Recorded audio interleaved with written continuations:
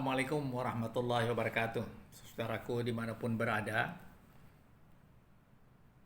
demonstrasi besar yang terjadi di Jakarta, di Bandung, di Surabaya, di Malang, dan di berbagai daerah di Indonesia dengan tema Indonesia Gelap telah menjadi berita yang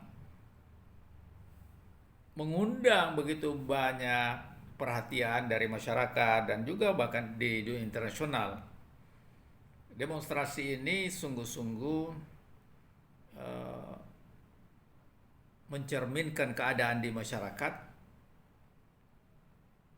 dan kita bisa memahami apa yang terjadi karena setidaknya kebijakan yang dikeluarkan oleh Presiden Prabowo memang tidak dikomunikasikan dengan baik kepada mahasiswa, kepada masyarakat, sehingga mereka melakukan dalam tanda kutip perlawanan, dan itu dipicu dengan pidato Presiden Prabowo yang menyanjung setinggi-tingginya Presiden ketujuh Joko Widodo dan bahkan menyampaikan yel-yel hidup Jokowi, terima kasih Jokowi, kira-kira kayak begitulah. Teman-teman semuanya, apa yang dilakukan ini kemudian juga dipicu oleh pernyataan Presiden ketujuh Joko Widodo ketika diberi kesempatan untuk berpidato dalam milad atau hari ulang tahun Gerindra.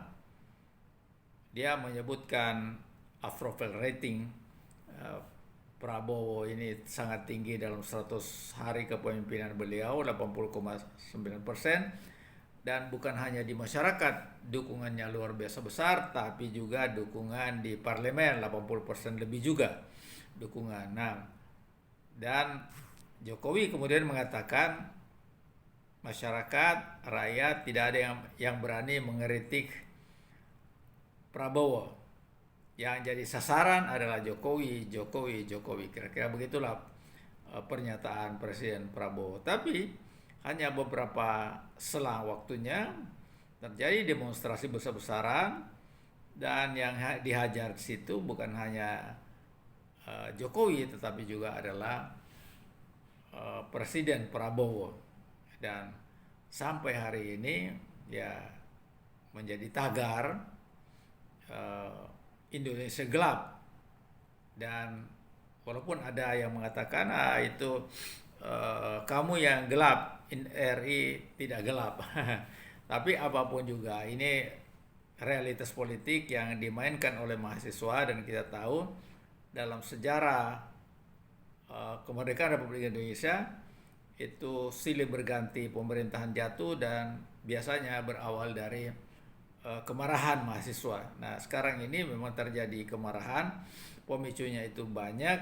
Salah satunya adalah efisiensi, karena dikatakan efisiensi ini akan mendorong naiknya UKT, uang kuliah tunggal, dan juga biaya-biaya pendidikan. Dan ini yang ditentang keras oleh para mahasiswa.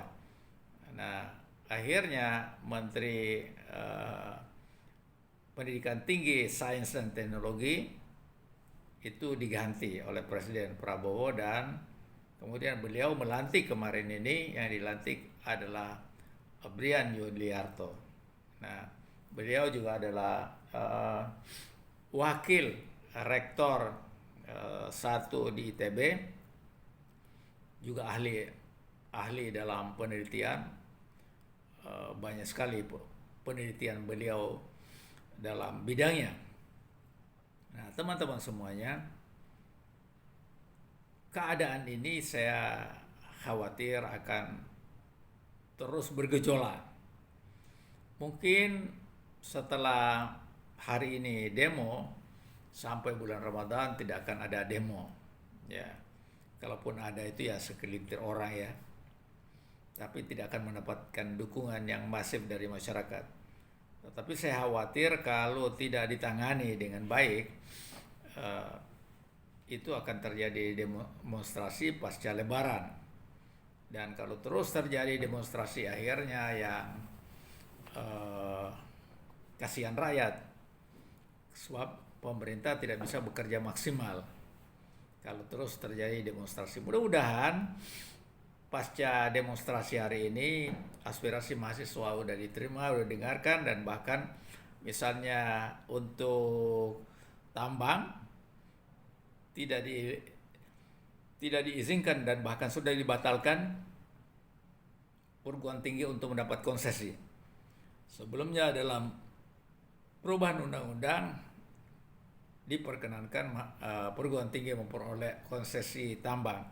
Tapi dengan adanya demonstrasi ini, pemerintah melalui Menteri ISDM sudah mengatakan bahwa itu sudah dibatalkan dan tidak mungkin diberikan kepada